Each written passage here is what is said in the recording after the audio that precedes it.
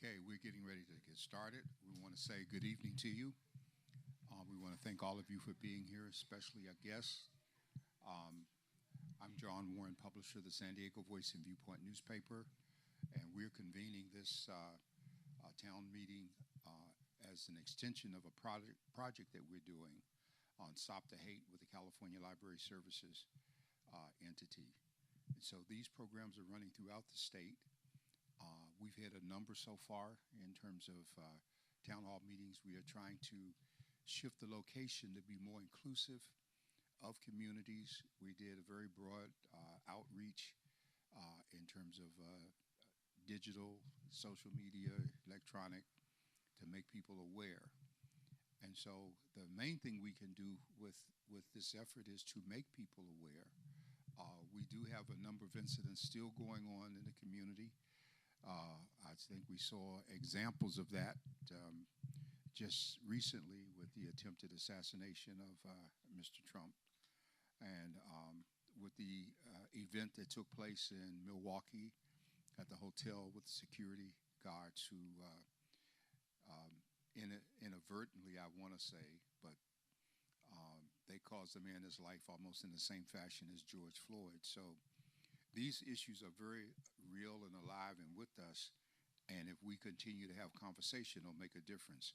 What's unique about today is that we want to focus on not just reciting the problems, because we've already done that, but our goal here as we promoted this was finding solutions.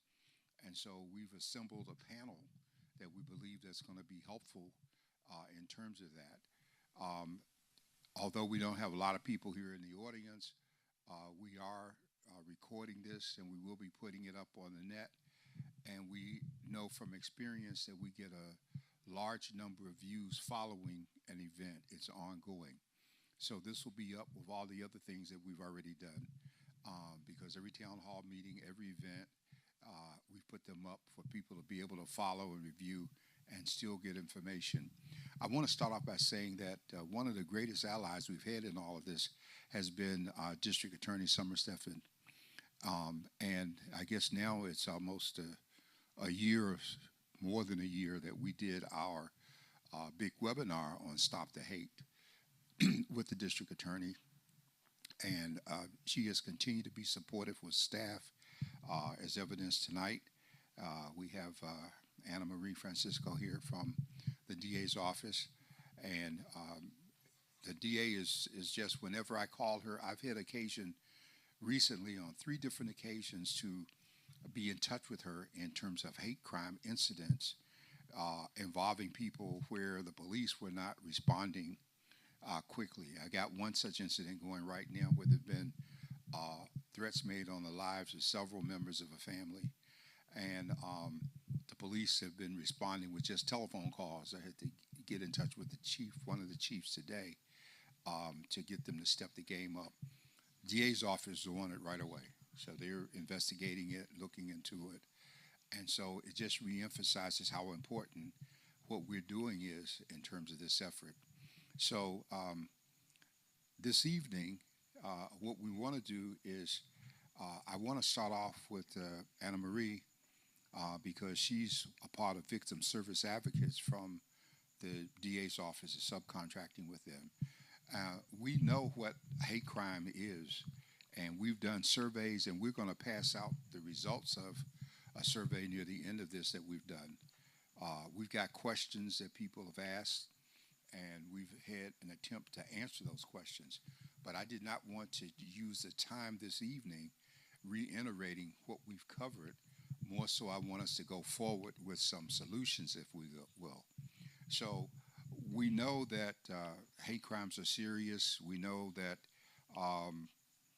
there are many ways a hate crime develops. It's not like a person just hitting someone, creating a battery. There's more to it.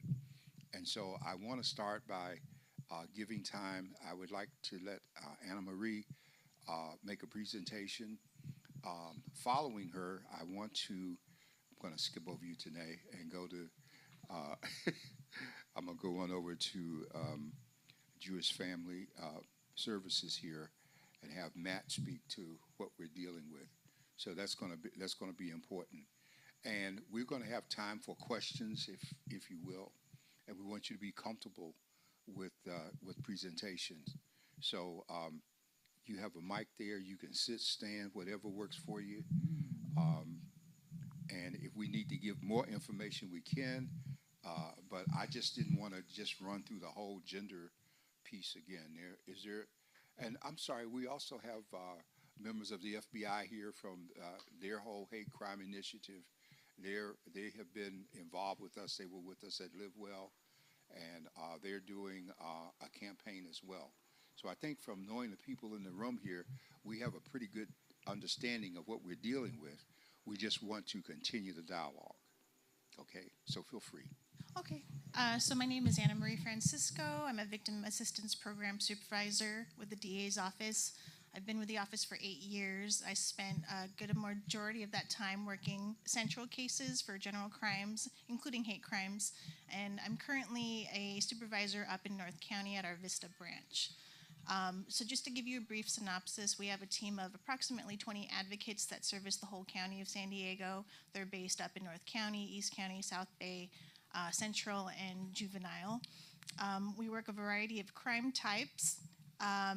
Essentially, the information that I wanted to provide is on the pamphlets and on the clear little bags and the stress balls. It's our phone number. So there's only one number to call if you or someone that you know has been a victim of a crime. It's the 619-531-4041 number. So whether or not that's someone that thinks that they were a victim of a hate crime or they were and there's an issued case, we're there to support these victims. A lot of it is providing information that is helpful if it's referring them to law enforcement for further follow-up or to make the report, or if they have a question about a case that our office is prosecuting, we're there to guide them through every step of the way. And then in addition, we're there to connect them with services. We assist with applications for the Victim Compensation Board. If anyone's in fear for their safety because the person that assaulted them was a neighbor, for example, and it was motivated by a hate crime, those are some resources that we connect victims with. And so that's my little spiel. Sorry about that. Hi, my name is Matt Goldberg. I'm Director of Caring and Community Relations for the Jewish Federation of San Diego. It's kind of a weird job title, I know. What does that mean, Director of Caring? So one of the things that I do is I work with Holocaust survivors. And we still have many Holocaust survivors here in San Diego. Some of them are very vibrant and are still telling their story and still doing what they consider their life work, which is to preach and live never again. Some of them are in certain financial straits where we help them out as much as we can. But we always consider Holocaust survivors as the ultimate victims. They don't consider themselves victims. They really want to live and be vibrant and tell their story. When we talk about never again as a Jewish community, we also try and live that. But we've seen in the last 5 years, 6 years, 7 years, Matt Brown from the ADL can attest the numbers of attacks against the Jewish community and everybody, but particularly the Jewish community, has just skyrocketed. It's gone up exponentially. It's taken the Jewish community by surprise a little bit. Since October 7th, those numbers have gone up even more. And we are trying to understand what it means and how to deal with it. For us, there's two ways to deal with it. One, there's a security challenge. We've had to invest heavily, and it's something that we're always going to do, in helping Jewish institutions become safer, advising them on how to apply for federal and state grants, how to target hard in their own facilities, how to get armed guards. We at Federation now have full-time armed guards. If someone told me that 5 years ago, I never would have believed it, but that's the reality we're living in. But it goes to also fighting the deeper problem. How do we counter hate? How do we fight hate? That's a complicated question. If we had an easy answer, we all wouldn't be here. This is just our new reality. And we're trying to figure that out. one way to do that, of course, is the other part of my job, which is community relations, making sure that we have friends, that we have allies, that we're good allies, that we're part of the community, and making sure that people of goodwill, and majority of people, of course, are of goodwill, come together and stand up and speak up when it's necessary and important. Um, Now we're going to hear from Tarane. I got it right? Okay. And you have been with us before. You were with us at as well. Thank you so much for this opportunity to join you again today. My name is Tarane Sarabana. I'm also with the District Attorney's Office, but I'm part of a special project that we've opened up under Summer Steffen, our DA's leadership. It's called One Safe Place North County Family Justice Center. We've been open about 2 years now, and I really see it as an extension of what we're doing with victim services and serving the community at large. And so this Family Justice Center was set up to help victims of domestic violence, sexual assault, child abuse, elder abuse, human trafficking, which includes sex and labor trafficking. If I didn't mention elder abuse, and gang violence, and of course, hate crimes victims. And so I'm really glad that we have our special prosecutor, Deputy DA Abigail Dillon here tonight too, who specializes in hate crimes. And it goes to show how important it is to our DA and to San Diego to address this issue, and that we provide the proper care and navigation of services so that no one has to go through that process alone, so that never again we have victimization of that type. And as Abby often says, this is such a personal crime.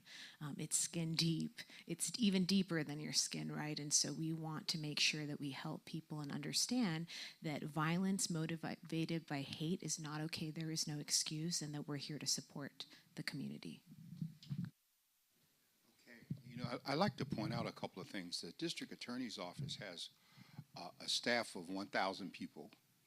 And San Diego County is, I believe, the 8th largest county in the country, 4,200 and some square miles. And there's a lot of territory to cover. In addition to these two projects, I know in Southeastern, right on the border of National City, we have the Care Center, which it took some time to set up. And so the district attorney has really been proactive in terms of the community. And that's so significant because in so many instances, DAs are more concerned about the next election and how many people can they get convicted and put away and all those kind of things. And we don't have that here. We have a model county, if you will, in terms of our relationship with the district attorney. And our district attorney is considered one of the model DAs, I believe, in the nation in terms of the heartfelt conviction that she's put into what's being done. Now, I wanted to take us a step further here because we're dealing with hate crimes, and we identified some time ago that there were certain characteristics that people find among those who are victims: disability, gender, nationality, race or ethnicity, religion, sexual orientation, or association with a person or with a group of people.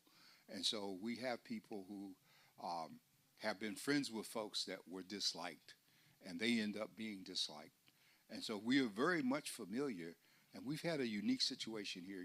Ever since October 7th, we have tried from the standpoint of the Voice and Viewpoint to reach out to both the Arab community and to the Jewish community. And we tried to make sure that we were inclusive in terms of the issues because there was a lot of pain, a lot of hurt. We've seen the devastation that occurred. And it's been very difficult. It's been extremely difficult. We've also made a real effort to reach out to the immigrants communities because, for instance, the Haitians, following the big earthquake, they were given some special permission in terms of coming here. And many of them spent over 2 years in Tijuana at the border waiting to get into the country. only to be bypassed by refugees from Ukraine when that war broke out. And so we had people at the border waiting who saw people who didn't look like them walk right through and get all kinds of services as they entered the country. That added to the problem, as you will. And so then we've had the issue of people coming across the border. We had a center set up at one point in the South Bay, and all the people coming into the country were not trying to stay in San Diego. Many people coming here were in need of help to get to the airport, to make connections so that they could go and find family members. But we had a situation by the time we did the Live Well Center where there were large groups of Haitians that had been parked at San Diego Airport, and they were just sitting on the floor, didn't speak the language. Nobody was giving them food or water or any services. And so there was an outreach effort in terms of doing something there. So we're still engaged in a battle. The African communities are also affected, and the African communities with Muslim faith have probably been affected more adversely than anyone else. We found during this time that some of the girls, because of their dress and headgear, were not only being attacked verbally by classmates, but also by faculty. And one of the important things here is, I think about 3-4 years ago, the DA got with Black Men and Women United and created a special task force to handle a kind of complaints that we thought were not being handled otherwise. And so it was directed first at the school district in terms of employees in the school system who were being non-professional, to say at least, in terms of how they were responding to parents. In many instances, they were using their leverage to get restraining orders against parents to keep them from coming to the schools if they thought the parents were raising too many questions or being difficult for them. And so we've dealt with all of these things that are going on. Part of what I want to try and see us reach tonight is I want to see, especially from our panelists, if there have been some solutions that you found that we can replicate. I know one solution is just getting people together to have conversation. And probably about 20 years ago, I made a real effort there. I brought together representatives of all the African countries here with representatives of all the organizations of African American groups in San Diego. And I brought the two groups together for a big town hall meeting at the Jacobs Center. And one of the things that came out of that was the need, in many instances, for the service of interpreters. The county didn't have enough interpreters. We had kids there were parent-teacher meetings, and if you go through some of the schools, they might have as many as 18 or 20 languages that are being spoken. And so you have great difficulty in terms of having parent involvement, getting parents interested. You know, as a sidebar, some years ago when I was an adjunct professor at National, I taught a course in Palm Springs on school community relations. And what was so interesting about this course was it was a classroom full of middle-aged white females. And in the course of doing this, I found that they were having all kinds of concerns about unruly parents coming to the school, being loud and boisterous and all upset and emotional. And they were missing that so much of that action was a defensive posture on the part of the parents trying to intervene for their kids, but at the same time feeling that they were at a disadvantage. And it was very striking to me to find that all of these educated professionals who've been through all these training sessions dropped all the training sessions and took the interaction personally, which did not help solve the problem. So I found in many instances communication was a major factor. And so what I'd like to tonight then, since we have such a collection of experiences is to maybe from my panelists or maybe from some of you, because we don't have to be on a pattern in terms of when we do interaction. A town hall meeting is supposed to bring interaction from people, and I would like to know if anyone has found some potential solutions that we can adopt, that can be shared, that can be replicated. And I'd like for us to open it up to see if that's the case, whether those of you on the panel have found from your experience some ideas. I know the North County model is basically follows what was set up here in San Diego some years ago. And that is a number of services that especially at the time, there was a emphasis on women who were abused and having issues with their children. And so I've kept up with that. And so we would like to, I really want to try and get a solution approach. You know, one of the things that came out from one of our meetings is when we asked people what kind of topics were of interest to them. I just want to share this list while you're thinking about your solutions. They wanted us to bring in law enforcement to speak, which we did. More information on what is happening currently. Hotlines available, and that's already been. Healing after hate is a big issue. Major issue, healing after hate. So often that hate is connected to family harm or loss. We just saw the case of the Cerner settlement case with the district attorneys, with the sheriff's department, I'm sorry, the sheriff's department. This was an in-custody death where a young lady was pregnant and she was having seizures and multiple issues. And the story that's in last week's issue of The Voice and Viewpoint carries a link to the video of how she was being treated right up to about 6 minutes before she died in custody. All right.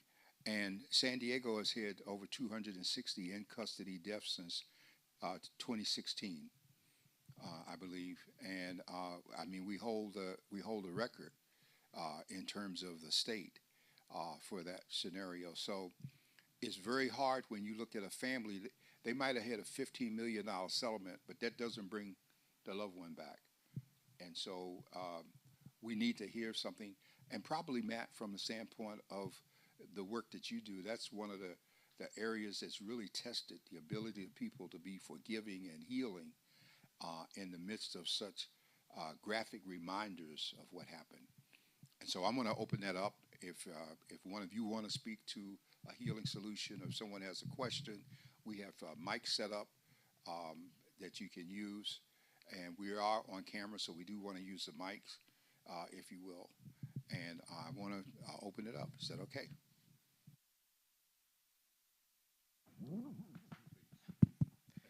As you were speaking, what came to my mind, and the perfect example of not being filled with hate after being a victim, are our Holocaust survivors. None of our survivors are hate-filled. They are all. It's not that they've forgiven, but they're full of understanding. They know that people change. They don't believe in the evil nature of people as a whole. They know there's evil in the world, but they are always optimistic that the next person they meet will not be like that. That might be why so many of them have lived so long. We have, right now, our survivors, the Holocaust ended 80 years ago. Right. We still have a survivor who speaks in schools, who's 97 years old. We just had a survivor pass away who was 100 years old. She was still speaking. We have a survivor in town who's 104 years old. Part of that is because of their holy mission, and they call it that, to tell the story. But part of that is also not being filled with hate. They have a unique perspective on being victims of hate crimes, because some of them were brutalized. They all had to endure so much for years on end, and yet they are just amazing people. Well, one of the more famous cases was Corrie ten Boom, and she phenomenal lady, evangelist, um, had tremendous experiences with the people who had been actual captors and who were responsible for the death of her family members, meeting and interacting with them in later years. There's a lot to be learned there because here we have situations, in San Diego County, um, I don't think people really begin to get the flavor of the hate issue until after 9/11. 9/11, anyone who even appeared to be a Muslim, and even going by their headgear, and there were different religious sects, and people were being stopped. A lady in El Cajon, if you all help me if you remember, was dragged out of her car just because of how she was dressed. Um, and so we have had an acceleration of activity. Since I've been in San Diego, and I've been with the paper, I've had at least 3 incidents of lynchings in California. All right, and so that's even closer to home because we had a situation around pre-pandemic, the Compton issue of people having noose being found in lockers and things on the campus of UCSD. So the issue is ongoing, and one of the things that we find about hate is that people have to dehumanize the victim in order to justify the actions toward the victims. And in many instances, some of the victims end up taking on the characteristics of the abusers against other people. And so what are we finding in terms of how is the healing? Are you bringing people together? Are they coming or what?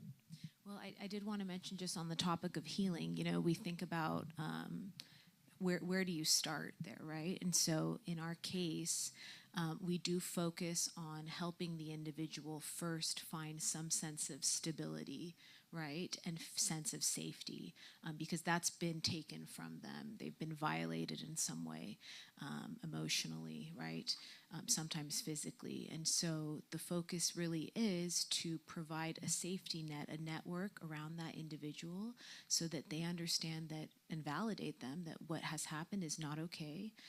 And sometimes, healing is found through, the criminal justice system, and sometimes it's not, because it's just not possible, for example, to be able to go forward with a case for various reasons. And so the healing has to come from the supports.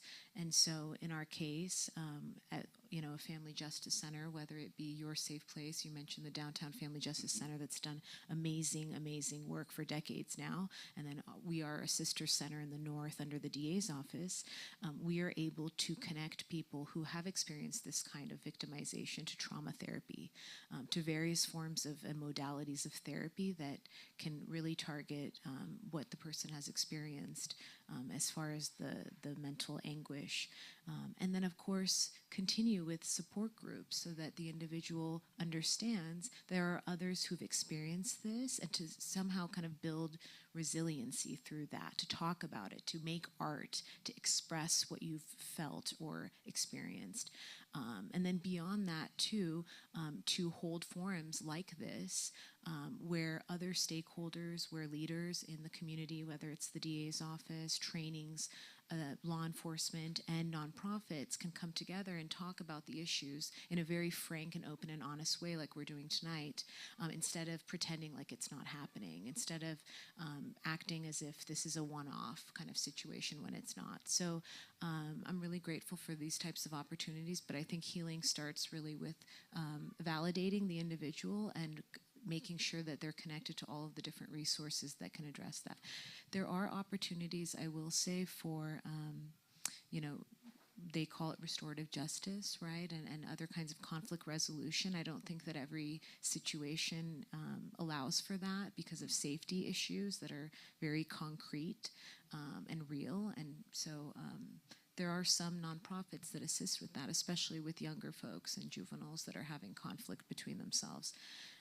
But I also think it's really important to have advocates who will go to the schools, who will go to the agencies where families are having difficulties having these conversations, sometimes because of language, as you mentioned, sometimes other cultural barriers. And so advocates have a really important role in that piece. And we work with community organizations. I'm thinking of ESCO Kiddos in the North, and they go with families to talk about IEPs when there is a misunderstanding about what a child really is needing and going through. Maybe they're having, issues at home, but it's then translating differently, and then they're being bullied for other reasons, and it turns into a bigger issue. So just wanted to share that with you. Well, there's several things come to mind as you're speaking. About 25 years ago in San Diego, there was a situation where a young black man, and I believe the victim was either Latino or Chaldean, killed this other person in a robbery that was connected to a pizza delivery. And what's so interesting about that is that the father of the victim and the father of the perpetrator, the two of them got together, and for at least the past 20 years, they have been working tirelessly, reaching out to young people, trying to make sure that what they experienced did not happen again. And so when you talk about programs, the very CARE program that we have on the board of National City in San Diego, in the DA's office, was an outgrowth of community meetings where people had concerns and people came together, and the DA decided that, this is worthy of such a program, and there's services that are made available today from that standpoint. The healing that, and I think it's important that the two of you are here, because so many times the district attorney's office is looked at as the problem, when the job of the district attorney is to prosecute crimes, because what many people forget is that when a crime occurs, the crime is considered more than against the individual. The crime is considered against society. And so when the crime is against society, then the district attorney steps in to prosecute the interests. And that's why so many times we have people who might want to drop charges, but the charges can't be dropped because of the nature of the crime and what has taken place. And so not only do we have these two elements, but the district attorney also has now it's called an interfaith denominational council. And she has a number of faith leaders from across the board, Christian, Muslim, Jewish. All of these ministers come together, and there are regular meetings with them discussing issues, because all issues are not as cut and dry as they might appear to be. And so we have that activity. I would put that in a ledger as a healing or solution activity, trying to overcome both what's happened and prevent more from taking place. And so I think that's important. Does anyone have anything you want to add to it? Because you're on the cutting edge of this every day.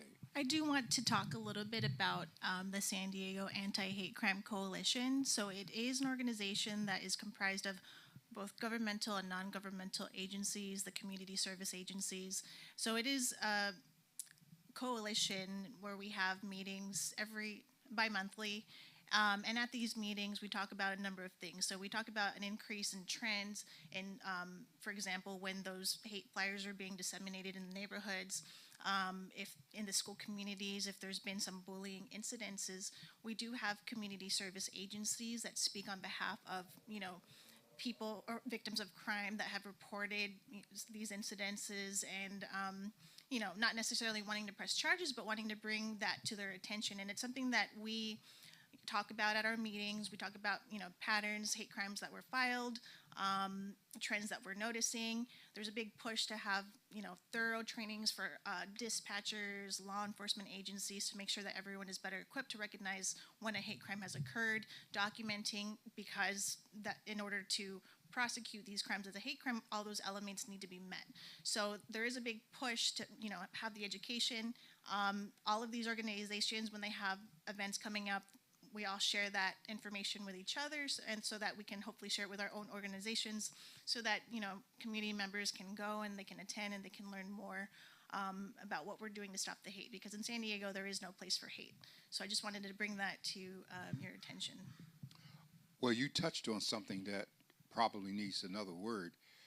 Recently, we had an action passed that was to make it illegal to pass out hate literature, right? Do you want to say a word about that? Are you familiar with the signing or what took place? Oh, okay, okay. Well, by all means, there's a mic there. Yeah, yeah, because that's important. As she's coming up to speak, when we talk about what hates literature, it always reminds me many years ago, the Supreme Court was hearing a case and they were trying to decide a definition for pornography. And one of the judges finally just said, well, I can't tell you what it is, but I know it when I see it. And that's not a good way to go about this. So when we deal with this issue that she's going to mention, some people might have that reaction, and that's why it's important that you say a word about it. Sure. So, hi, everyone. My name is Abby Dillon. I'm a prosecutor with the San Diego DA's office. I'm specifically assigned to hate crimes. And I think the hate flyering that Anna Marie referred to is probably something that many of us are familiar with. There were people or a person distributing basically hateful material in neighborhoods all across the county. I won't repeat the vile messages that those flyers contained, but I think the best way that it can be summarized is that essentially it was hateful language directed at essentially any person who belongs to a marginalized group, but in particular against the Jewish community and the LGBTQIA+ community.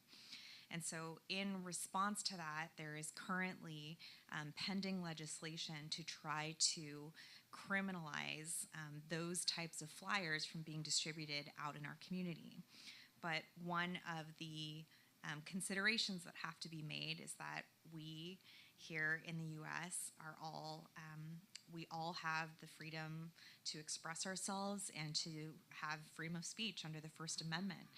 And that means that even offensive speech or hateful speech in some situations is going to be considered constitutional.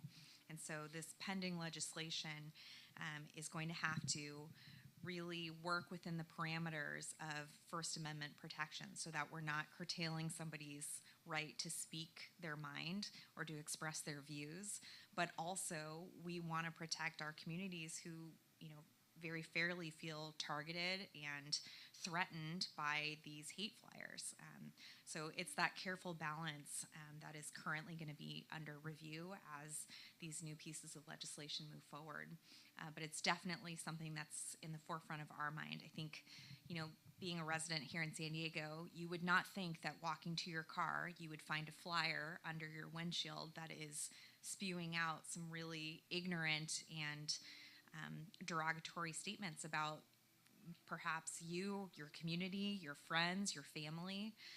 And so, what we encourage the public to do is if you do find these flyers out in public, please report them to law enforcement, regardless of what happens with this legislation. We want to know that this is happening, and we want to find out who's responsible. Well, I'm going to be even more graphic for you. Sure. Okay. Here's an example. It's not a flyer, but it's an action. Historically, we've had situations where people went into Jewish cemeteries and painted swastikas on headstones. Okay? Now, we know what that symbol represents. And so we understand then how offensive and harmful that is. All right? And we've had people doing things like that. I believe in the 60s we had a case where, the whole hippie protest movement, there was a lot of burning of the flag, all right? And so there was an effort to litigate the burning of the flag, saying that this is illegal activity, can take place, that was close enough to Vietnam and Korea, and people had died for it, and so it was a big effort. The Supreme Court held that the flag burning was unconstitutional. Now, here's a lesson for us today in terms of this court that we have.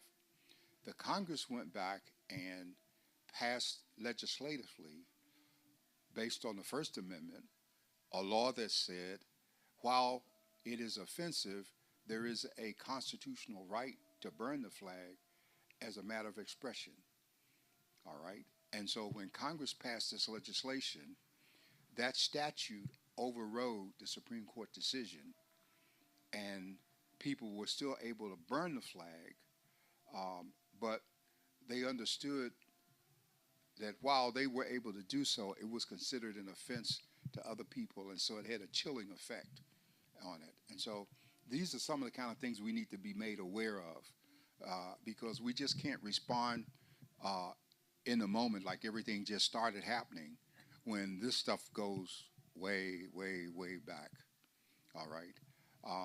And my head is full of all these cases of instances that happened, that people were unfairly handled. I remember there was a Karamatsu case of when we were doing the internments of a Japanese gentleman that was accused of espionage. I think he was accused of being a traitor, and he was tried and sentenced to death. The courts rushed the execution, even though the case had gone to the Supreme Court for review. They executed him, and after the execution, the Supreme Court wrote a decision that justified the execution. Almost sounds familiar, huh? Some things that we're getting today in terms of the kind of decisions that we're getting. And I'm mentioning these things because what happens is, as people see this stuff in the news, so often those who are of the persuasion of hatred see these national acts as a license to go ahead with what they want to do anyway. And so that's why we get an acceleration of hate incidents that we've seen. With all of the incidents that occurred, especially following the murders in Atlanta, still today in California, African Americans are the greatest victims of hate crimes in the state. And the least is done about it. 25 years ago, law enforcement in San Diego County and the Sheriff's Department in particular, they went out of their way not to label a crime that was obviously a hate crime, because they didn't want to do the paperwork and they didn't want the attention to come from the Justice Department. And so it took a lot to get to where we are today, that we are having these discussions, that we are looking at incidents, that we can have this gay pride parade coming here. At the same time, we can remember that young man that was murdered and left on a fence 20 years ago just because of his conviction in terms of his LGBTQ lifestyle. And so that's why we need to continue the conversation. And that's why I wanted to have the input in terms of, it's not just a flyer, but there are symbols that can be used, just like the noose was used. And these symbols are often put out as reminders, and that in itself represents acts of hate because the incidents can be multiple. All right? Yes, please. Yes, you have to do that because they're recording. Thank you. So my name is Matt Brown, and I'm Director of Incident Response and Law Enforcement Liaison for the Anti-Defamation League here in San Diego, and I'm responsible for overseeing the Anti-Defamation League, which is a sizable organization across the nation, 25 regional offices, 3 offices in Europe, and we're headquartered in New York City, which has been around since 1913 for the purposes of countering hate and extremism. And I think it's important for the community members to learn about how, as a community, between government and private sector and nonprofit organizations and so on and so forth, representing a bunch of different marginalized communities, efforts are underway in the community. And maybe this will spur some discussion. And the first thing I want to say is thank you for bringing up the San Diego Anti-Hate Coalition. I sit on the coalition, Abby's on the coalition, and there's some other individuals here on the coalition, which aims to represent all of the different marginalized communities. And we do have pretty fair representation on the coalition. And we get together and have discussions and try to walk away with next steps and so on and so forth. And I will tell you that this is the first town hall that I've been to, and this is actually warming to my heart to see this, because one of our primary objectives in the coalition is to facilitate town halls. Throughout San Diego, you made the comment about the size of San Diego. San Diego is actually the 5th largest county in the nation, and the city of San Diego is the 8th largest city in the nation. And it is one heck of an eclectic community with all of the different languages spoken on any given day, let alone that we're a tourist town and we're a border town. So there's a lot that goes on here. And frankly, if you were to speak to the mayor of San Diego or the mayor of any of the cities in San Diego and the county board of supervisors and the various city councils and the school boards, and you were to ask them what is the intervention strategy here, you'd hear a bunch of different answers. But I made a few notes just to cover a few points, which I think is really important for you all to hear about what is underway in efforts to prevent, right? We're talking about healing. It's a shame when we get to the point where we have to have hate victims healing. That is reality. Just a couple of facts and figures. You made mention of the most targeted group, and you know the California Department of Justice, which just came out with its 2023 figures, and then the FBI collects hate crime data and publishes annually it's important for you to know, the most discriminated class of individuals year after year are homosexual African American males, right? And there you have sort of two groups. You'd think it might be LGBTQ African American females, because then you've got sort of three protected classes, right? You've got females, which oftentimes are targeted by misogynists, and then you've got LGBTQ, and then you've got African American. But anyway, it's African American homosexual males year after year after year. It's important for you to understand work underway with schools, K through 12 schools, because we believe strongly, not just the Anti-Defamation League, but others, that, and it's not just blowing smoke to say that it's the youth that we have to impact, because they are the next generation. And interestingly enough, the most volatile, the most challenging group of kids, and we're talking about generally between the ages of 10 and 21, but the most challenging group where we see the most hate incidents taking place are in middle school. They are the individuals whose minds are still developing. They're trying to figure out what identity they are, how they can belong, who are their friends going to be, and they do stupid things, and they're tough on each other. So if anybody were interested in, I have volunteer opportunity, getting into middle schools, that's where difference makers can happen. Now, clearly, we want difference makers to take place in the home, first and foremost, with caregivers and parents. But where kids are most influenced are two places. One is in school by their peers, and two is online, but not necessarily in that order, right? There's a lot of radicalization and exposure to different things when kids are vulnerable, or they feel isolated, or they feel bullied, or they're not accepted at school, they're not accepted at home. And then they start exploring different sites of ideologies, and they're looking for something to grab onto where they can be befriended. So programs in schools are ultra important. The other thing is when there are expressions of hate going on in a community, when we're talking about seeing these flyers showing up on people's doorsteps or underneath their windshield wiper when they come out to their car, or you see banners or posters or stickers around the community, those are indications that there's something going on in the community, that there are hate-filled individuals that are trying to influence, and they're trying to radicalize, and they're trying to recruit, and so on and so forth. So what's important at that point is for community leaders and elected officials to speak out against it, right? To use their bully pulpits to speak out against it. So we have to make sure that happens. And a point that Deputy DA Dillon made, where we have discussions amongst law enforcement and others of report, report, report. Don't ever play the cancel out or chess game in your own head to look at something and just blow it off or think that it's not worth reporting. And there's a lot of perspectives about law enforcement, but I will tell you that the head of any law enforcement agency, the chiefs, he or she or they, and the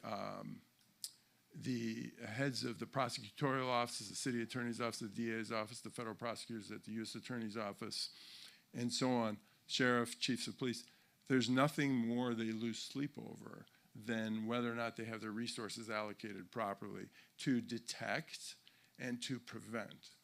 And Abby Dillon will tell you that if she is faced with a hate crime to prosecute where there's definitive evidence that it was bias motivated, more than 50%, right, of the evidence points to it being bias motivated, she welcomes the opportunity to introduce to the judge and to the jury that this wasn't a one-off situation, that this defendant who's being prosecuted didn't just act sort of spontaneously, that perhaps this individual's demonstrated a propensity to do this type of thing because there's been reporting of this individual distributing flyers, or it's been determined that this individual used certain graffiti or vandalism or something maybe that didn't rise to the level of a crime, was a hate incident, but she will welcome shooting down the defense that this was a one-off and this wasn't bias motivated, if there's evidence of that. But that can only happen through reporting,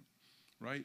So it's imperative that community members understand, even if you experience frustration with police response, because, you know, San Diego Police Department, for example, as we sit here in the city of San Diego, is understaffed. I can't remember, I've heard the figure recently as to the number of police officers per capita. It's way out of whack. But there are other means to report. Now, you can't report a hate incident online, but there are other means to report. And through the non-emergency number, or actually walking into a station and making a report, and that type of thing. It's absolutely imperative. Well, we have an 800 number here. Or the number to the DA's office, for sure. I just wanted to make a comment.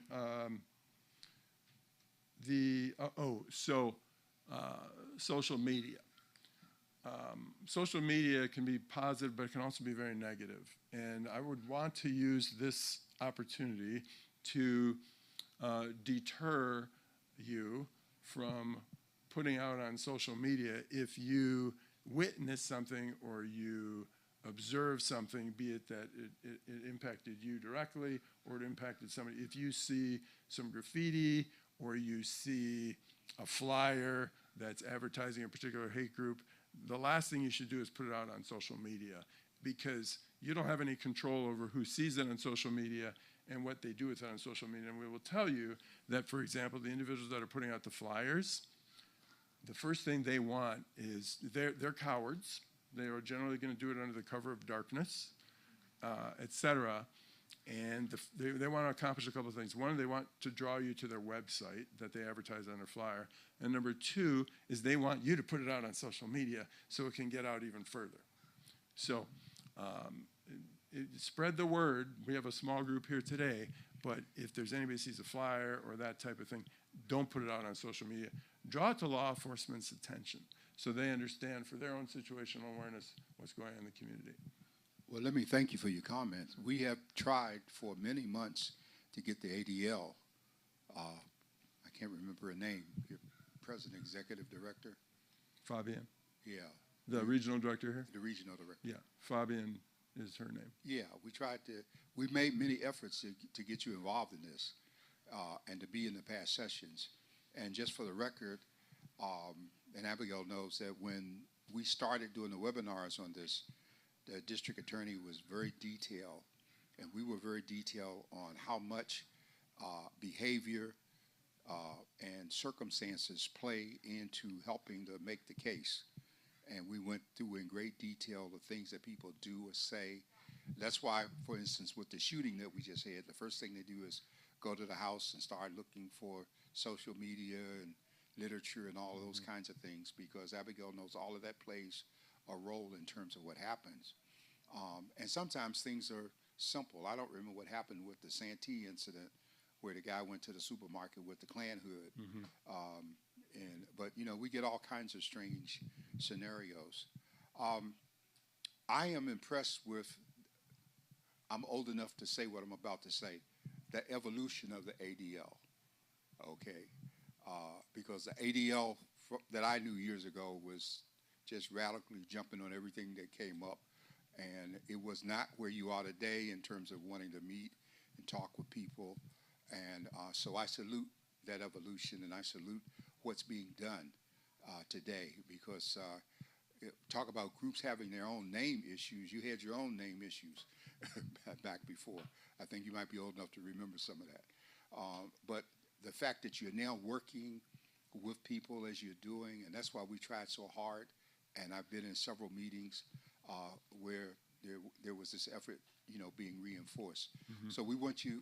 We welcome your being involved. I hope you'll talk with Emily while you're here, so that we can make sure we add you to the list for the future things that we're doing, because we've been looking for that kind of involvement. Well, we would welcome attending any and all town halls across the county. Right. And the interfaith work and the for lack of a better way of putting it, the interprotected class work, right? Whatever that protected class might be, that it involves, you name them, the gender identity, the race, Right. the religion, the national origin, and the interwork that they can do with one another supporting. And I want to say one last thing.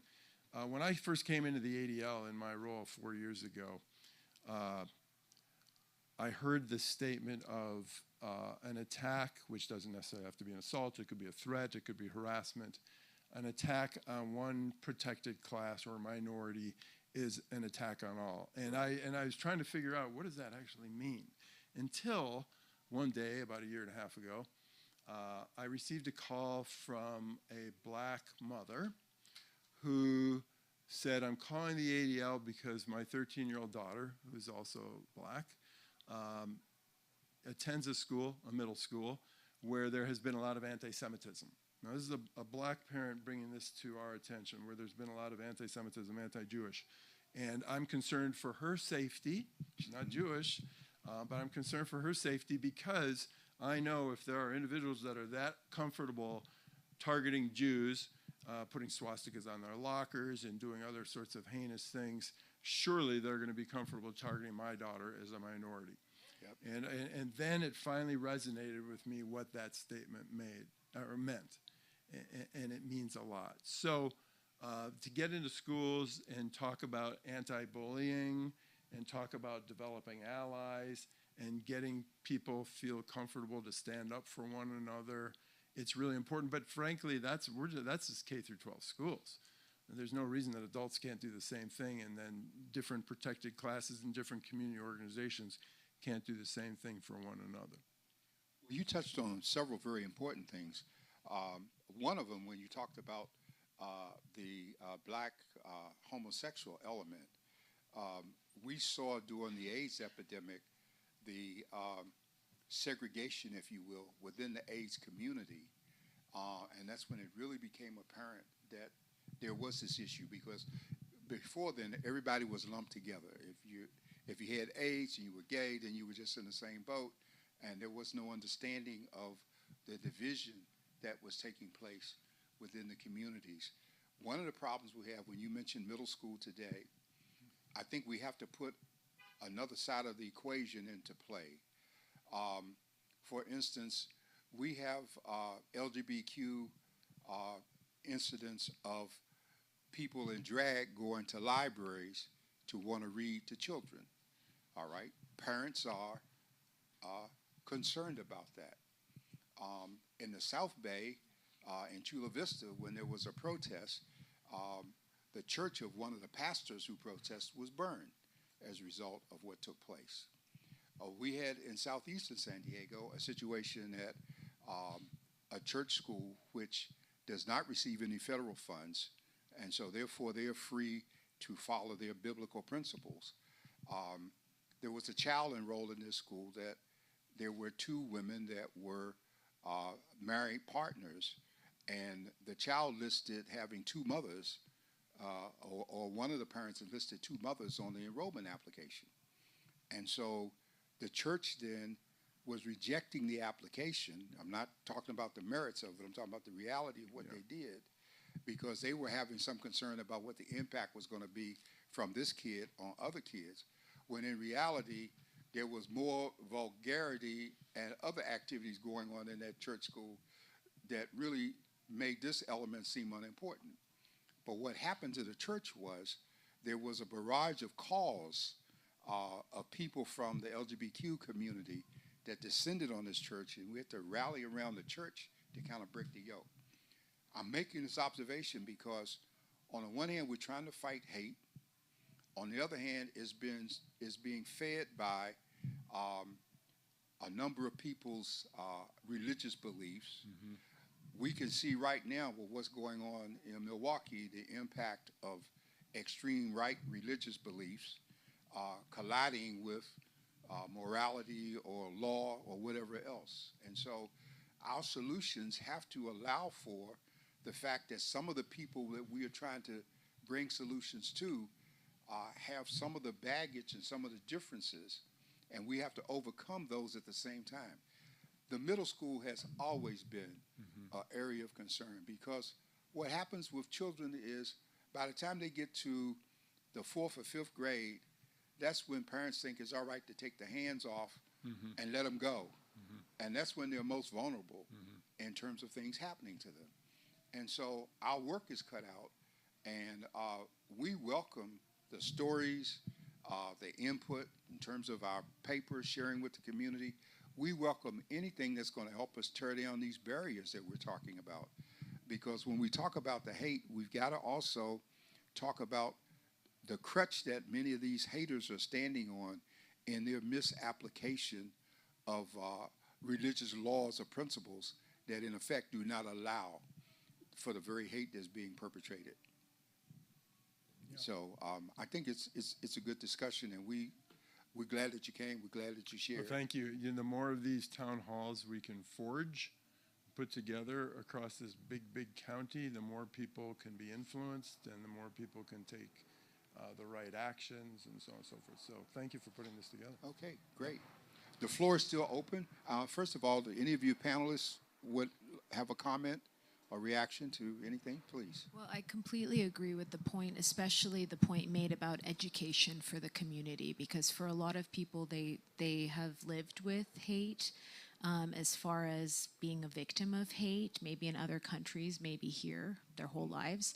And so, we have tried to facilitate the opportunities to report these types of crimes. Abby says it all the time. Do not underestimate the power of reporting, even if you're unsure if this is in fact a crime, even if you're unsure if this is in fact a hate crime. Because these trends, we have to put them together, and then eventually it can lead to something much more serious in consequence. And so thank you for sharing that. And for a lot of people, they are afraid to report, perhaps. Yes. Afraid maybe of, I don't know, law enforcement, perhaps from past experiences, or because nothing came about, from reporting. However, it is extremely important to do so, and we want to help facilitate that. So I mention that only because on a daily basis, in fact, at One Safe Place, we do have law enforcement come on site. We have private spaces where individuals can report crimes instead of doing that at home, or waiting, for a patrol officer to come on site to their work, to their home space, and it's uncomfortable to have neighbors see that kind of thing. A lot of people are private about that, so any way we can do that kind of like warm handoff, we want to be able to facilitate that. Emily, did you have something? Oh, I just had a question, but I want to hear. Oh, okay. Go ahead. Oh, okay. Right. So there's actually a number of ways to report. So on our website, for example, the San Diego County District Attorney's website, if you've been the victim of a hate crime, there's actually the ability to make a report. And then when we get those referrals, we do contact, they're referred to the DDA, Abby, and then Abby peruses them to see, what can be done. And then if victim services is something that the victim can benefit from, then she would forward that information to us. And a lot of it is explaining, the fact that if you're wanting to press charges, that you have to go through law enforcement, an investigation has to be done. And I think that educational component really does help it click, and explaining, the role of the DA's office, the role of law enforcement, and how that all comes together. So the reason why the victim advocates exist is because Penal Code 13835 recognizes that victims often feel re-traumatized as they're moving forward with their criminal case. And so as advocates, we're there to guide victims throughout this whole criminal court process, early on in the get-go, and then, even after the case has been sentenced. So we're there as a resource to answer questions, guide victims through the process. If they want court accompaniment, we're there for that as well. And then obviously connecting them to resources. So there's that component. Okay. Matt, did you have anything? Yeah, I would just say the Jewish community has a reporting system that's for anti-Semitism. The ADL is the purveyor of all statistics regarding anti-Semitism. They do a wonderful job. There's a victim of anti-Semitism, they can fill out a form. They can let us know. They can let ADL know. If it's a security issue, that's something that we can work with. If it's particularly in schools, ADL does a wonderful job of getting in schools. And also JFS, Jewish Family Services, now developing a system, rapid response system, so that they can provide counselors and social work and whatever needs that victims have. So we're trying to replicate and duplicate within the Jewish community what exists outside the Jewish community. Okay. Emily? Thank you all for being here, and thank you so much for sharing that. Those are your perspective, Matt, on everything that you talked about. Really good advice. Yeah, I really appreciate that you shared that. I have two questions, but I'll just ask one, because just for the sake of letting other people ask questions too. But one of the things, Matt, that you sort of touched on right in the beginning was that the word victim has a very heavy connotation for some people, and it's very stigmatized across a lot of different cultures and family environments. And I was wondering, how do we address that stigma that might prevent people from seeking help, seeking resources? How do we address the stigma around the word victim without infringing on personal beliefs?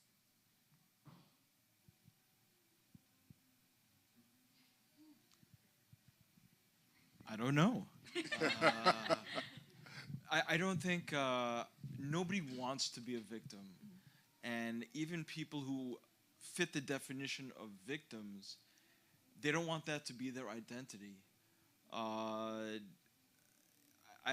think it's problematic, because we need a definition of victimhood, and that is a victim. I don't know how you take that stigma out of it. It's very, very difficult. I talk about our survivors and how strong they are and how resilient they are. And that's absolutely true. But, many of our survivors were not able to talk about the horrors that they experienced for years and years and years. Some of them for 50 years, 60 years. They couldn't bring themselves to talk about it. That's victimhood lasting many, many years. But I also think it's human nature, whatever you experience, to want to overcome. I mean, that's what we do as people. We always want to overcome. We always want to get to a better place. I think you might substitute the word victim with the term injured party, because an injured party can make a big difference. A perfect example of that is how we have handled the subject of sexual assault. There was a time that if there was an incident, that the term rape was used. And so everybody had a concept of rape in terms of what that meant. And it's very interesting, because the federal government had a definition of rape that did not cover men who were being violated in the same physical manner. So they had to go back and change the definition. Okay? So what we saw happen is, instead of using that harsh term, knowing that every encounter is not rape, we came up with the term sexual assault. And so sexual assault covers a multitude of things without the embarrassment of details going to the victim, if you will. Would y'all, you legal minds agree with that? I think language is so important, right? And so personal. And so, just in our center, we refer to people who walk into our doors as guests and then eventually as members. So they do feel that sense of belonging. Again, it's just a term, but it's very intentional. I think others we've met, victims coming in for cases, and they say very proudly, I am the victim in this case and I deserve my rights. For what I've overcome or experienced. So it just depends on the individual, and I think it matters to hear what the individual wants to be called. And sometimes you refer to them as clients. Clients, survivors. Right. So because client has a listen. different connotation than survivor in terms. So it's the bottom line is important, and I think that the definition has to be consistent with the community that you're serving. I think that that's very important because every definition will not fit every community. In some instances, those terms can be offensive to people. And it's just like when we built the new Live Well centers. Live Well replaces the old concept of the neighborhood welfare office because of the negative connotation that went with that. So I think you're right in terms of, but you have to, I think we go a step further. We got to know the community that's being served and give great thought to how you address the people who come in. Big difference. The other thing is another term. We got to have you on the mic. I'll make it quick. I think. Okay. I can make things quick. You might not think I know what you're thinking. Okay. But another term for victim in this situation when we're talking about hate is that they're actually a representative. They're a representative of a marginalized or minority class. They weren't targeted because they are John Smith or whatever their name is or whoever they are. They weren't targeted because of that. They're targeted because of the class that they belong to, because the offender was actually going after the class of people to intimidate that class of people and blame that class of people for some sort of societal woe, whatever that might be. So essentially, at the end of the day, they are clearly victimized, but at the end of the day, you can take their name away from them and just consider them a representative of that class. So I'll just draw a quick analogy.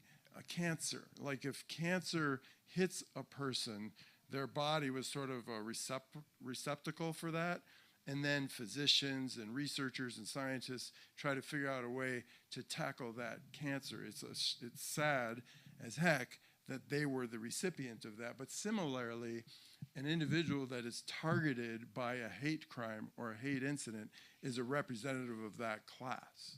Well, I think you have to be careful with the term marginalized, because marginalized has in many instances become as offensive as diversity, okay? And because marginalized reduces everybody to a group and it omits the magnified harm to a particular group. And so if we're going to say that blacks are part of a marginalized element of victims of hate crime, then black people are going to be concerned that not only are we a part, but we represent the group with the largest numbers. And if we are just treated as marginalized, then we lose some of the significance of the size of the targeted population. So those are things that we need to, that's why we need to have the discussion so that we can give real close attention to the terms that we use. Yeah, and I think really the issue is it's by definition of the, for example, in California, by the penal code, it's is the term protected class? I think it's a protected class. Yeah, that's a good term. Yeah. Okay. Ms. Johnson. I have a question. Well, I had an incident that happened to me, and I You felt got to like speak loudly so we. I had an incident that I thought happened to me. I felt like I was, and I still believe I was, a victim of a hate crime by a neighbor. I was during Easter, and I put out a sign in front of my house that said blessed on it, and I was egged. I've never been egged before. And my neighbor egged me. And I got him on video that, the eggs come in. He's on like a skateboard type of thing, a scooter. And my husband didn't believe that it was really that person. And I was wondering, like, eggs are expensive. Like, why would you waste eggs? Like, come on. Well, come to find out, these neighbors have chickens or hens, what legs, eggs. And they just let them just roam around on our block. We have a busy street. And they're just roaming around. Anyway, long story short, I called the police. And I waited. I didn't call the 911. I called the other number. Waited hours, like maybe 2, 3 in the morning. They showed up. And he took a report, but he told me there was like really nothing that he could really do. They didn't want to do anything because he was a teenager. I didn't want to go to the parents and talk to the parents. I didn't really want to get the kid in trouble. But I did document it and make a report, because if he did something again or it escalated to something else, then at least it's on record that I believe it's this neighbor. I got him on video. And the police officer said that I probably should have more cameras around my house and something so I can also record sound, so that if he said something, because there's still no proof that it was a hate crime. I'm of a different religion than my neighbors. And why I thought that they were targeting me because of my religion was because the kids wanted to play with my grandson. And I brought my grandson over to play with him. I knew what their religion was. I have no problem, playing with him. I have my grandson play with somebody that's a different faith than myself. And the family asked me if I was of their religion, if I had their religious book, and I said no, and they go, ugh. And then they asked me if I had my religious book, and they go, ugh. So I knew that the kids were raised from a young age, like not to like somebody of my faith. So then when the teenager, now he's grown up, and I had my blessed sign out, and I got egged. And so anyhow, my question is there something that I could have done different? Now I was like, my husband said, you should have put the sign back up. And I'm like, no. And I feel intimidated because it's like, it's my home. I haven't, are they going to mess with my car next? Like, what's going to happen if I have some type of symbol about my faith that's in front of my house, or, so. But is there something that I could have done different? What should I do if something else escalates? And I can't prove that it's a hate crime because they didn't call me, what they believe my faith is. And, it's not, it didn't do any symbols anywhere or anything. Does anyone on the panel want to respond? If not, there's a comment that is an example of questionable scenario where people have to go through that process when they have incidents to see. Well, I'm sorry that happened, first of all. And secondly, thanks for sharing your story. I think you did the exact right thing. I think taking the advice of the officers as well on maybe any kind of evidence collection that can be done, and kind of just being vigilant about your surroundings. And of course, if things escalate, of course, continue to report. And then perhaps there will be grounds for a restraining order as well that might kind of prevent that trespassing into sort of your space. So thank you for sharing. Okay. Yes, ma'am. Hi.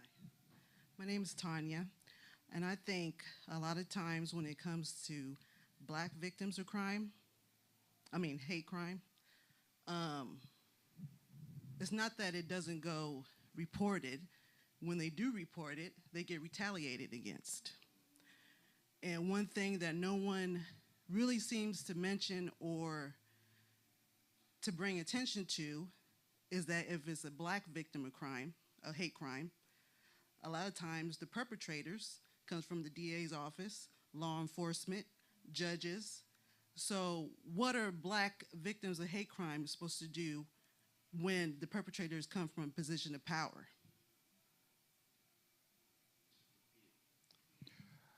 I can give you an partial answer there, because all of our system has checks and balances.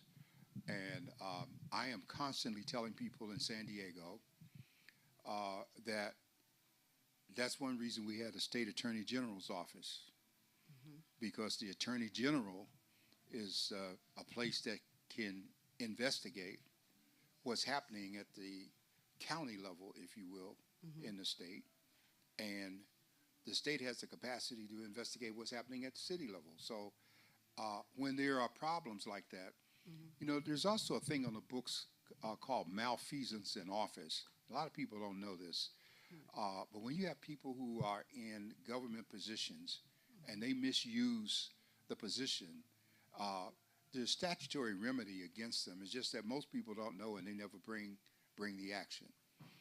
But if you have an office, you have an obligation that goes with that office, okay?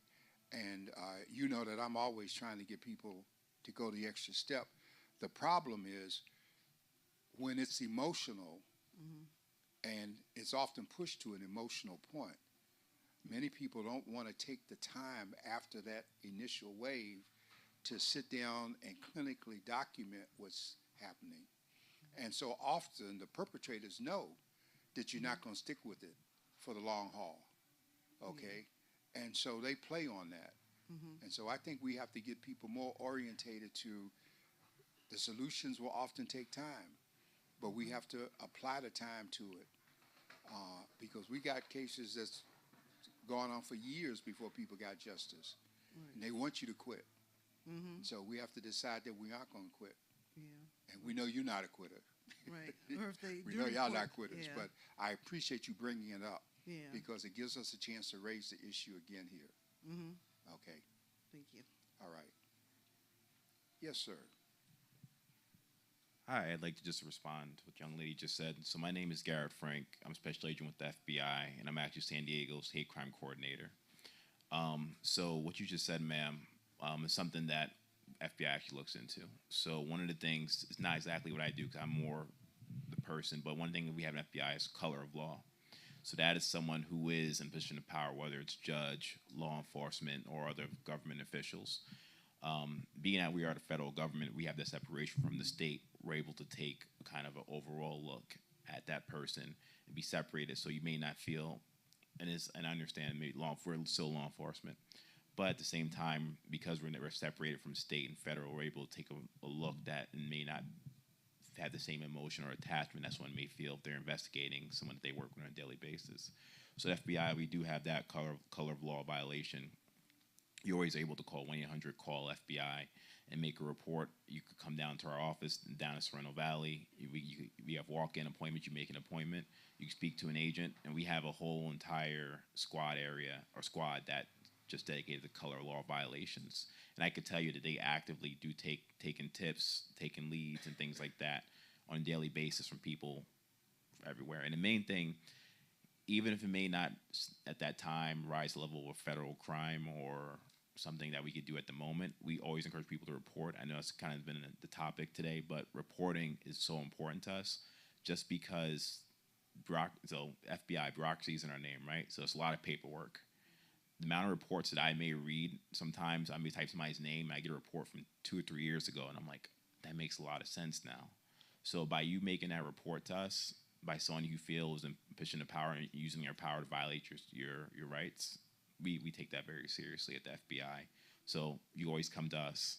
And other thing too, I know you say you were being retaliated against. You can report anonymously online or over the phone. That's also an option you have. So that's one thing that kind of eliminates. We prefer if you report with your name and information. It makes it a lot easier to investigate, but you are able to report anonymously.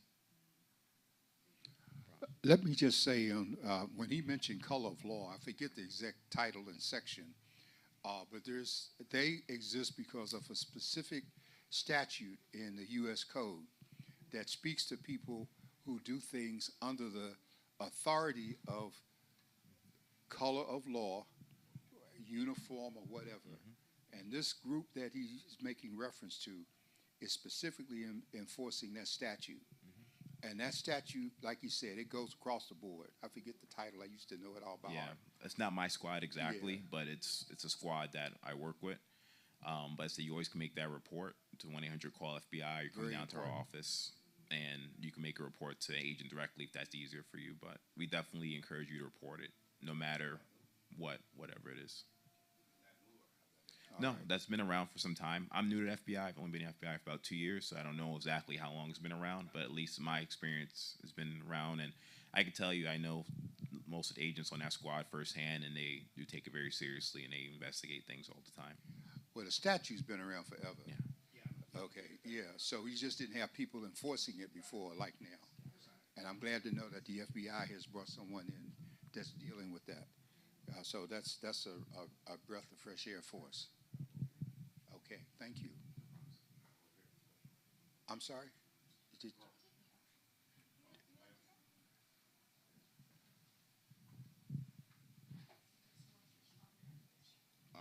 Hello.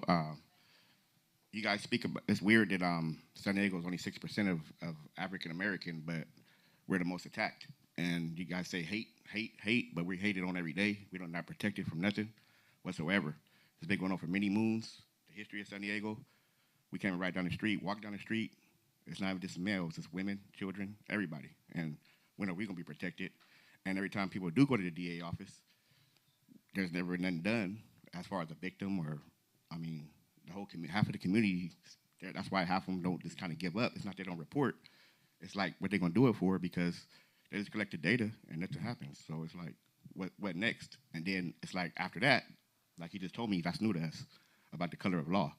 They had to make a KKK act, but they collect all this data, but there's nothing never done about the laws that they enforce for other people was the highest, and it's way more of them, but they're protected, but it's less of us, and we're attacked, and we're not always doing nothing wrong. You know what I mean? They got a stigma to hate us, but when will we be protected as black men or women? That's my question. Well, you know, I'm glad you brought that up, Ms. Harris. I was just remembering about 40 years ago, there was a black man walking down the street in La Jolla, and he had dreadlocks. And the cops were questioning why was he there, and went through a whole harassment thing because he didn't belong in La Jolla walking down the street with dreadlocks. And I remember that his case went all the way to the Supreme Court.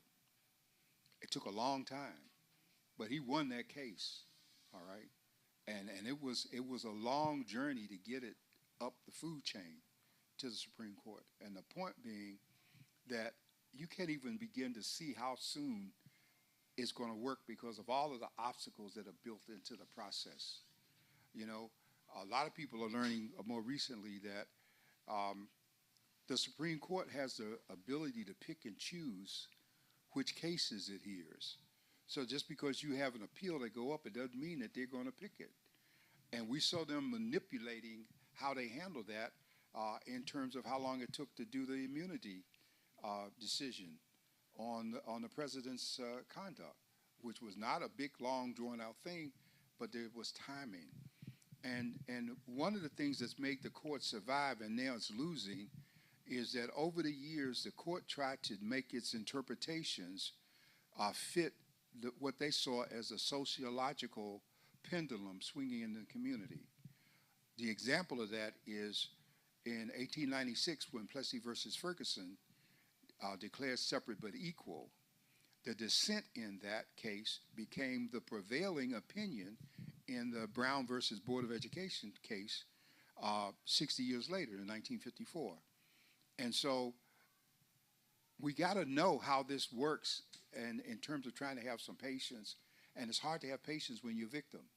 And so I don't know how we work patience into the equation when we're trying to have healing and solutions and people are hurting and they're being told to wait. So I don't know. Do you all come up with, do you have those incidents where you get frustrated because you're not able to get more immediate results?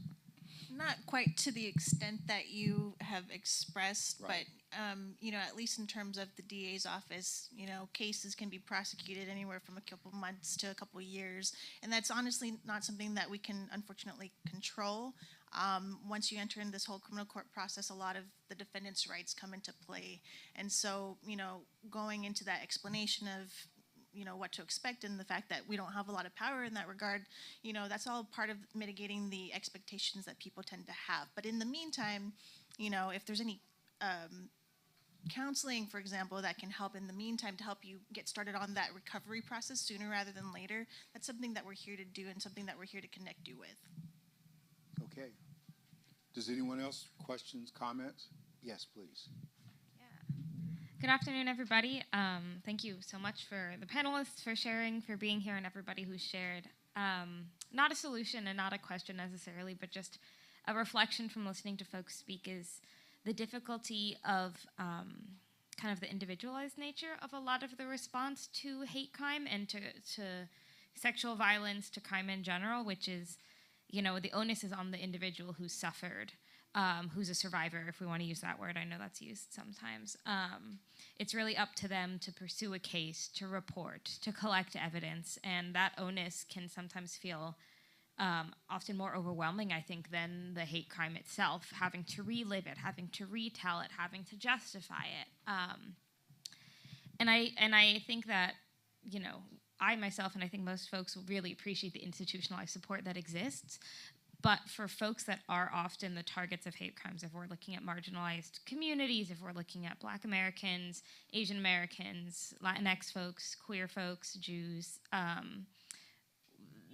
many of those groups haven't been given the resources or the support to have the long-term fight kind of play out, right? They don't have the institutional support, they don't have the economic support, the social support to really invest their entire lives in fighting this case when issues that bring up a case happen on a daily basis. Like if I were to try to fight every hate crime, every instance of violence or anti-Semitism against me, like, you know, I could spend my whole life doing that and not do anything else. And it's because many of these groups have been disenfranchised by institutions in the past that they're not able to fully trust or to fully invest in the systems that exist. So I think it's a lot of difficulty, right? It's a lot of weighing options and weighing emotional, mental, financial effort, which then leads to a lot of folks feeling disenfranchised and disconnected from the systems that are meant to protect them. So it's a tough balance. Thank you.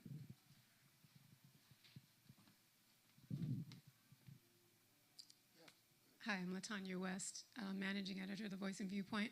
And it just seems that this is obviously a complex issue, right? And it's not easily identified what is a hate crime, what is hate speech, what is a hate incident. So just for those of us who are not in the room here, who might be listening or looking later, can you just identify or help people to identify what is actually a hate crime? What is that identified as? What is the terminology around that? And what is a hate incident? And I think also we're just coming to the conclusion that we have to continue to report, continue to recognize our humanity and our victimhood, let's say, for lack of a better term, not to embrace that necessarily, but to be survivors and to do something about it, be proactive, whether it's getting therapy, finding the resources. So just wanting to ask the panel and those of you in the audience who can help people to understand what is a hate crime, what is a hate incident, and can't remember my other question, but anyway, that's good enough. I'm going to defer to Deputy DA Abigail Dillon here.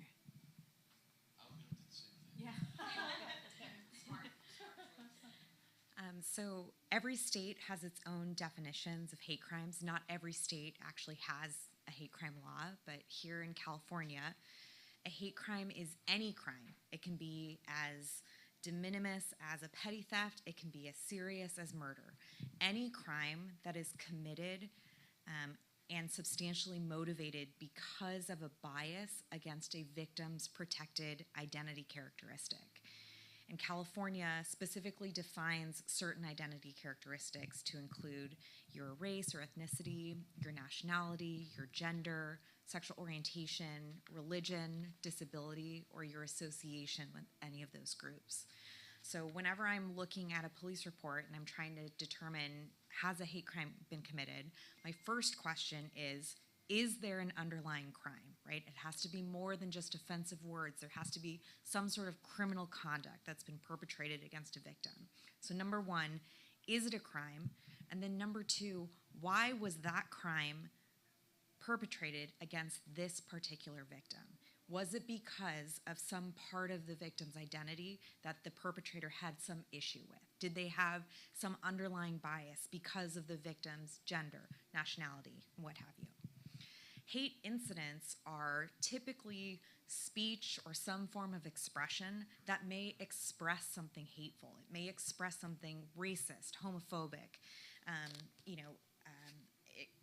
it can be offensive and frankly horrifying to be on the receiving end of. But typically, a hate incident is limited to just speech. I'm not saying that speech isn't harmful. I'm not saying that speech isn't offensive. But when it's just speech alone or expression alone, and it's not coupled with an actual criminal act, we characterize those things as hate incidents. And, as offensive as a hate incident may be, as upsetting as it may be on the receiving end of a racist diatribe or some homophobic rant, at the end of the day, that speech by itself is going to be protected by the First Amendment, even if we find it hateful, even if we find it hurtful. So that's the main difference, is that a hate crime, at the very heart of it, there has to be an underlying crime that's motivated by hate. Can we add to that that it can be against a person or property? Yes, absolutely. Yeah. So let's say, for example, a victim can be a church. A victim can be a gender equity center, an LGBTQ center. It doesn't have to be a person. It can be a group, a building, a place of worship, or an individual or group of people. Is country of origin also a protected class? Yes, it is. Yeah. Okay. So let's say, there's somebody out there who has a problem with the French, and they come across a French person and decide to punch that person in the face because they're like, look, I don't like French people. You're from France. I'm going to punch you in the face. That is an example of a hate crime that's rooted in national origin bias. They were biased against the victim because of the country that they come from, and they actually engaged in violence against that person because of that origin. But using your example, Abigail, the first part of it, because there has to be a criminal act, yeah, and the fact that the person is hit, yes, is the criminal act that initiates. Exactly. So the underlying crime in that case would be a punch, so for example, a battery. And then if the battery was committed because of the victim's national origin, then we can attach a hate crime enhancement. It's a sentencing enhancement to it. Abby, can you also lastly touch on real or perceived? Yeah, sure. So the other thing about hate crimes is that the bias that's perpetrated against the victim, it's based on what the perpetrator perceives. So an example I always give is I'm biracial. My mom is from Taiwan. My dad is white. And sometimes people will ask me, hey, are you Hispanic? I'm not. But let's say there's somebody out there who has an anti-Hispanic bias, has some issue with people from Mexico, for example. And let's say they come over and they attack me, making the assumption I'm Mexican, I'm Hispanic. Just because they're wrong about what my actual racial identity is, that doesn't matter. The point is that they perceived me to be something that they have a bias against. Doesn't matter if they were right or wrong. So it's perception, actual or real. Okay, thank you. Thank you.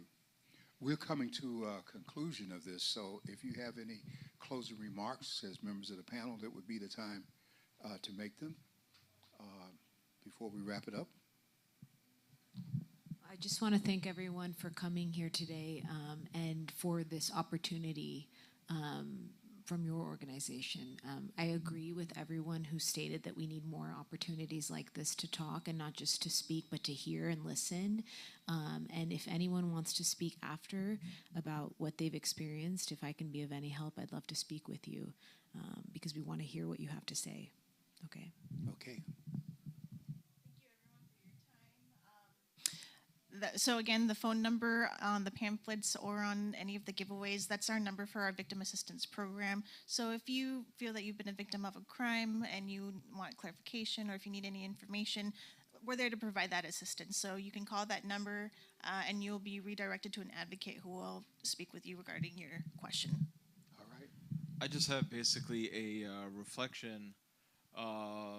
What really struck me tonight is people talking about being exasperated with the system and being a victim of a hate crime, but never getting justice because the system, there's just delays and there's bureaucracy that just prevents intervention, you give up. I would just encourage anyone who's a victim of a hate crime, never ever give up. They're still prosecuting Nazis in Germany. They are putting 102-year-old men in prison and sending them to jail. And this is 80 plus years later, but it's still extremely, extremely important. It might have taken a very long time, but never give up when you're pursuing justice. I don't think there's any statute of limitation or expiration date on hate crimes. Have you all known of any? No. Because okay. If the underlying crime has a statute, okay. If it's something like a homicide, there is no statute limitations on that. So you can, and in the case that he's talking about, they killed people 80 years ago. So it's still active. Right. Okay. Okay. Well, this wraps it up for us. I want to thank the staff, if it would stand, Emily, who is been our point person, and she's worked very closely with LaTanya West, our managing editor. And we also have Tahoot here with us, who is the assistant to the editor and is one of the key members of our staff. She's kind of bashful over there and shy. Okay, wave at the people. Okay. And then we want to thank Mandate Records staff for being here to handle the audio and the video of this. And it will be put up on our website when they finish editing and going through it. And so you'll be able to refer back to it. We want to thank all of you for coming out. We still have about another month of some activities that we're planning. We're going to have some discussion groups, a lunchtime, couple of them. And I think we started with our biscuit, grits, and politics, a morning breakfast meeting where we had catfish and grits and eggs and the politics of this. So we're not through with the topic. We're going to continue. We welcome any letters that you want to send to the editor. We'll put your comments online, commentaries, guest commentaries. The FBI is welcome to share with us like they're doing with NPR, and we want to stir our community up and keep things going. I'm glad to have the ADL presence. I appreciate you, Matt, and of course I appreciate always all the staff from the district attorney's office. I mean, when I raise the issue with her, it's like speed dial in terms of people getting on it right away. And that goes a very long ways in terms of helping us build and maintain credibility with the community. So we appreciate it, and especially when coming out in the evening, taking your time to be here with us. So with that, we will conclude this town hall meeting. We were discussing healing and solutions to hate. You see this banner behind us have the state 800 number for reporting, in addition to their local numbers for both the DA's office and the ADL. I forgot to mention, I couldn't remember the name of it, but you put out a report recently that dealt with, was it African Americans and hate? Well, we had hate in the Golden State. Yes. Yeah, okay. And I couldn't remember the title. Right. So I have that report. I read it, but I couldn't remember it while we were talking. So we want to thank all of you. And with that, we're going to, is there anything I missed, LaTanya? Okay. I want to thank my wife for coming out. She's patiently supporting all these efforts. She has to suffer with me when you're not around. So I always like to give recognition to her. Yes, Emily.